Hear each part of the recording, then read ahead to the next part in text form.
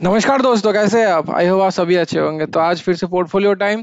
Portfolio में है 1 2 3 4 5 6 7 funds है पोर्टफोलियो में। 22,000 का एसआईपी चल रहा है। कौन कौन सा फंड है देखते हैं। एचडीएफसी डिफेंस फंड 1,000 का एसआईपी चल रहा है। टोटल मैं अब पकड़ा हूँ अप्रैल मई और जून 3 महीने का लिया हूँ डेटा। तो 1,000 करके 3,000 वैल्यू इन्वेस्टमेंट हो चुका है। जेएम फ्लेक्सी कैप 3,500 का एसआईपी चल रहा है। इन्वेस्टमेंट 10,500। मोतीलाल ओसवाल का mid cap 3.5 SIP 10,500 investment. Nippon India small cap 3,500 SIP same ही है। पराग परे फ्लेक्सी 3,500 सेम है। Quant mid cap 3,500 10,500। Quant small cap 3,500 10,500। तो हर एक में 3,500 लगाया है इन्होंने। तो टोटल अभी तक 66,000 का इन्वेस्टमेंट हो चुका है। पर प्रति महीना 22,000 करके इन्वेस्टमेंट है। तो करंट वैल्यू देख सकते हैं और टोटल रिटर्न्स तो सबसे ज्यादा आ रहा है इनका 132%। इससे मोतीलाल ओसवाल मिड कैप से उससे बाद आ रहा है। निप्पॉन इंडिया स्मॉल कैप से 125 और 116 आ रहा है जेएम फ्लेक्सी कैप से। इसको मैं कंसीडर नहीं कर रहा हूँ क्योंकि अमाउंट काफी कम है इसका। तो बढ़ाने का सोचेंगे हम लोग। 5% एकदम ही मैटर नहीं कर रहा है पोर्टफोलियो में। तो देखते हैं क्या से क्या कर सकता है। और टोटल इनका बन चुका है अभी 5,772 का रिटर्न्स ऑलरेडी 3 महीने में। तो नीचे चलते हैं। इनका एवरेज रिटर्न्स आ रहा है अभी तक का 94% और इन्फ्लेशन को एडजस्ट करके 89% रिटर्न्स है इनका। तो 66,000 इन्वेस्टेड था। एक्चुअल अमाउंट है, एक्चुअल जो रिटर्न्स मिला है 5,772 और इन्फ्लेशन एडजस्ट करके 5,381 का बन रहा है। एब्सोल्यूट रिटर्न्स है 8.75 और परसेंटेज XIR बोला जब पहले 94%। परफॉर्मेंस के ग्राफ की तरफ चलते हैं। 1 अप्रैल से लिया हूँ, जैसे देख सकता है जो एसआईपी का अमाउंट है यहाँ से बढ़ रहा है। तो 66,000 इन्वेस्टेड था। वर्थ ऑफ इन्वेस्टमेंट अभी हो चुका है 71,000। यहीं पर अगर बेंचमार्क पे लगा था तो 67,000 का इन्वेस्टमेंट का जो पैसा 67,000 होता रिटर्न्स में।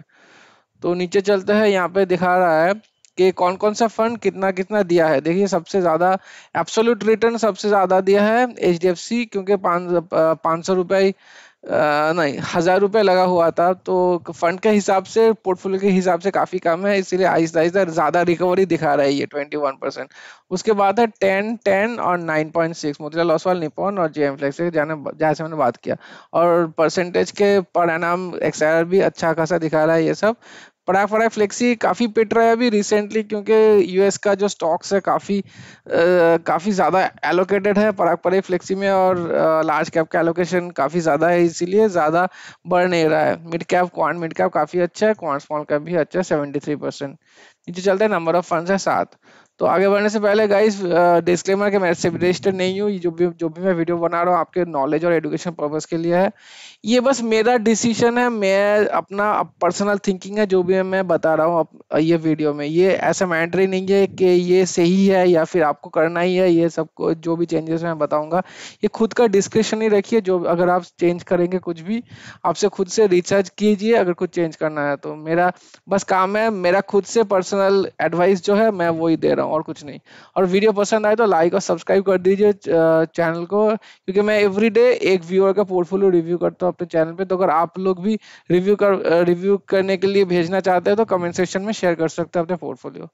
तो चलते हैं फिर कैपिटलाइजेशन की तरफ। परसेंटेज ऑफ इक्विटी देख सकते हैं 30 और 22। 50 to 53 पॉइंट मिला के 53% है इनका लार्ज कैप में। मिड कैप में 32 16% है इनका स्मॉल कैप में। ठीक है। और ग्रोथ स्टाइल का इन्वेस्टिंग चल रहा है इनका लार्ज कैप में। नीचे चलते हैं। इंडस्ट्रियल से टॉप सेक्टर 20% जो कि ठीक ठाक है। फिनेंशियल सेकंड में है जो कि अच्छी बात है 19.62। टेक्नोलॉजी काफी काफी जल्दी आ गया टेक्नोलॉजी, जो कि रिकमेंडेड नहीं था 14%। तो फर्स्ट और थर्ड का डिफरेंस 10% से ऊपर नहीं रहना चाहिए। ये है 14 और 20, तो 6% के करीब है। तो कि काफी अच्छा है। कंज्यूमर डिस्क्रिप्शन है 13.5%। मटेरियल्स है 11%। 1 2 3 4 5 6 छठे में आते आते फिर भी 10% करीब मेंटेन कर रहा है, जो कि अच्छी बात है। Health care 7.03%। तो diversification okay, certified for diversification. ठीक है। नीचे चलते हैं अभी। कौन कौन सा कंपनीज है। एचडीएफसी बैंक, जियो, रिलायंस, ये सब जायंट कंपनीज है जो कि माई बाप है सबका। सबका 50-50 का सब हाईएस्ट वेट रखते हैं। वोडाफोन आइडिया लार्ज कैप है, ये अच्छा कंपनी नहीं है वोडाफोन। औरबिंदो फार्मा है लार्ज कैप। ट्यूब इन्वेस्टमेंट से जोमेटो बहुत अच्छा कंपनी है। हिंदुस्तान एरोनॉटिक्स आ रहा है डिफेंस फंड से। कल्याण ज्वेलर्स अच्छा कंपनी, अच्छा मिड कैप आ गया यहीं पर, मिड कैप और सेल भी आ गया, सेल कंपनी अच्छा है। फिर परसिस्टेंट सिस्टम्स आ गया, ठीक है। तो दो तीन मिड कैप का है, लेकिन मैक्सिमम पोर्टफोलियो जायंट से ही भरा हुआ है, जायंट और लार्ज कैप से।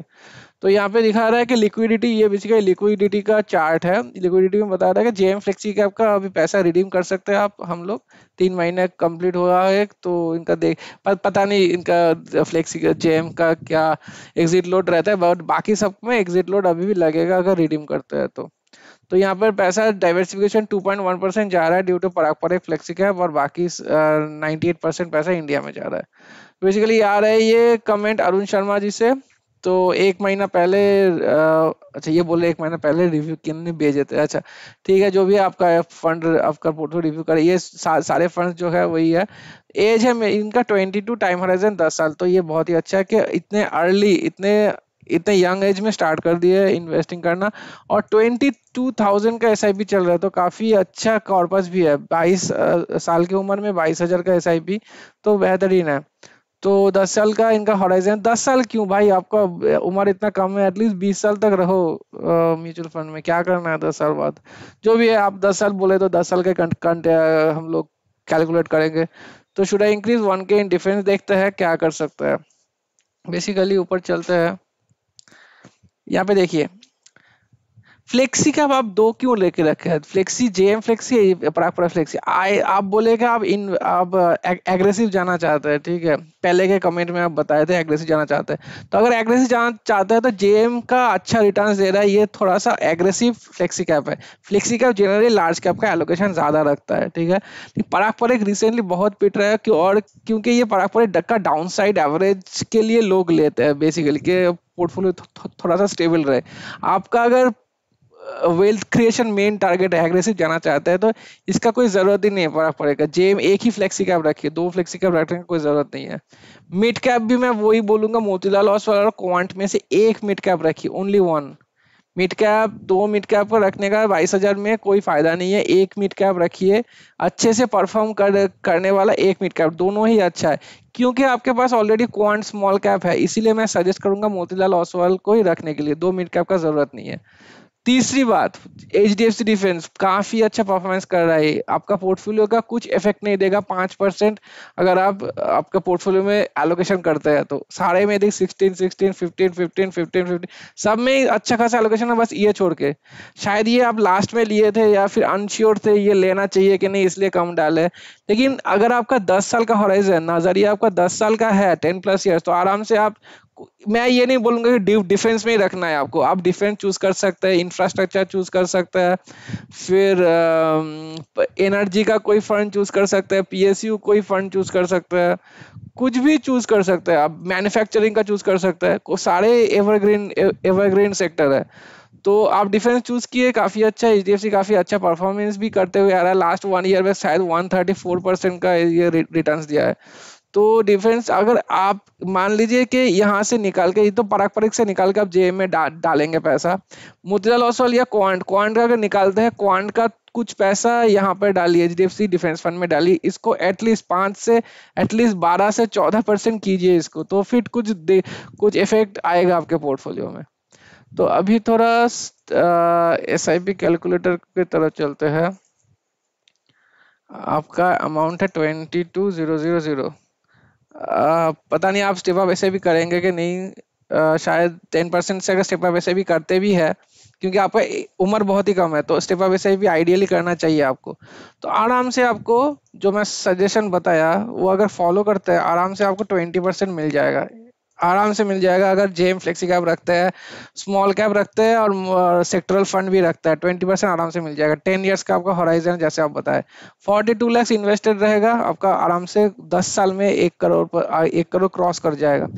टैक्स वैक्स काट के भी आपका 1 करोड़ से करीबन 1 करोड़ पैसा रहेगा।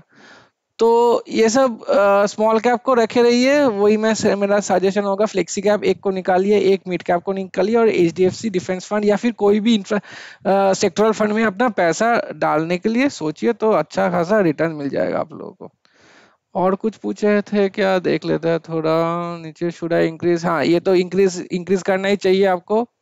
और 22 साल में आपको मैं जो बोलूंगा कि एटलीस्ट ये सजेशन को 10 साल का नहीं, एटलीस्ट 20 साल के लिए 20+ ईयर्स अपने बने रहिए म्यूचुअल फंड या फिर डायरेक्ट स्टॉक्स या स्मॉल केस, कहीं भी जहां भी आप इन्वेस्ट कर रहे हैं एटलीस्ट 20+ ईयर्स तक बने रहिए।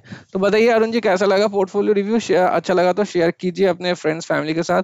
और बाकी लोगों को बता दूं कि मैं एवरीडे शेयर एक व्यूअर का पोर्टफोलियो रिव्यू करता हूँ। पसंद आए तो लाइक सब्सक्राइब कर दीजिए चैनल को, और कमेंट सेक्शन में अपना पोर्टफोलियो रिव्यू भेज सकते हो। Thank you so much for watching, have a very good day.